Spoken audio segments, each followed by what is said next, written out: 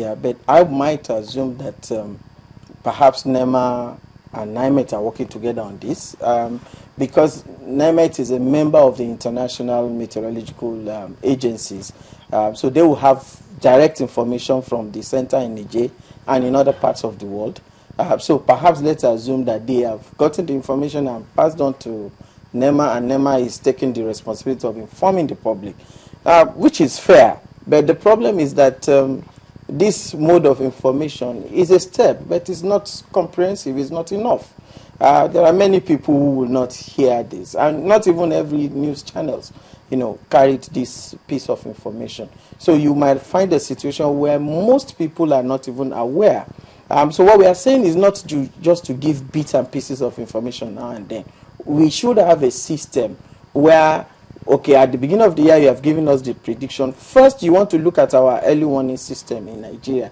Does it give at least up to the hour, up to the day prediction? You can't just tell us sometime in June it's going to rain. Then do we become inactive the whole of June just because it might rain on a particular day and we'll have problem? So if we have what is close to as precise as possible, okay, tomorrow or next there might be this every day. So then parents could start to know, oh, perhaps this 2 days I might need to stay at home with my kids to ensure they are out of danger. Whatever it is that people will do at their individual level, at community level, it is that kind of precise information that can help them to plan.